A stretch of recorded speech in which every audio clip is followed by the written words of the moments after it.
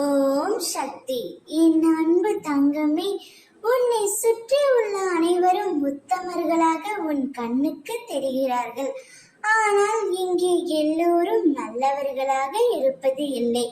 இன்றைய காலகட்டத்தில் அனைவரும் உன்னிடம் உண்மையாகவும் நல்ல எண்ணங்களுடன் பழகுவார்கள் என்பது இல்லை. தீய எண்ணத்துடன் உன்னுடன் பழகுபவர்களும் இருக்கிறார்கள். அவர்களின் காரியத்திற்காக உன்னுடன் பேசுகிறவர்களாக கூட இருக்கலாம். ஒருவரை ஒருவர் பொறாமையுடன் பார்க்கும் காலம்தான் இது.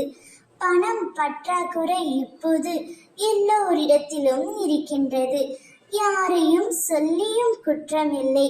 உன்னுடைய முன்னேற்றத்தால் தன்னுடைய வாய்ப்பு பறிபோனதாக உன்னுடன் வேலை பார்க்கும் சக தொழிலாளியை உன் மீது பொறாமை கொள்கிறார். இதேபோல் பொறாமை எண்ணத்தால் சில நபர்கள் உன்னை பார்ப்பதனால்தான் உனக்கும் உன் குடும்பத்திற்கும் கண் திருஷ்டி பட்டுள்ளது. பல பிரச்சனைகளையும் உன்னுடைய வீட்டில் ஏற்படுகின்றது.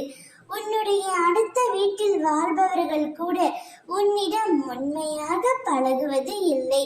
மனதில் ஒன்றை வைத்துக் கொண்டும் வெளியில் வேறொன்று பேசிக்கொண்டும் இருக்கிறார்கள். யாரையும் குற்றமாக சொல்ல முடியாது தங்கமே. நீதான் அனைவரிடத்திலும் கவனமாக இருக்க வேண்டும். கண் திருஷ்டியை நீ பல இடங்களில் உணர்ந்திருக்கலாம்.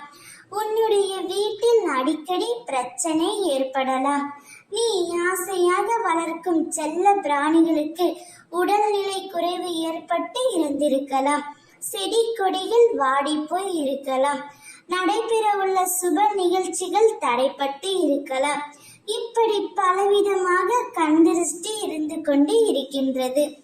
இதை போக்குவதற்காக அம்மா சொல்வதை கேள் தங்கமே. மாலை 6 மணி அளவில் சாம்பிராணி எடுத்துக்கொண்டு அதில் வெண்கடுகு போடு. அப்பொழுது படபடவென வெடித்து கொண்டே இருக்கும். அப்பொழுது உன்னை சுற்றியுள்ள அனைத்து கண் திருஷ்டியும் விலகும். பூஜை அறையில் விளக்கேற்றிய பின் இதை செய் தங்கமே. அனைத்து திருஷ்டிகளும் வெளியேறிவிடும்.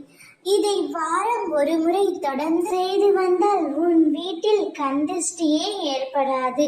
உன்னுடைய தொழிலும் குடும்பமும் சந்தோஷமாக இருப்பீர்கள். அம்மா சொல்வதை கேட்டு புரிந்து நடந்து கொள் தங்கமே. ஓம் சக்தி.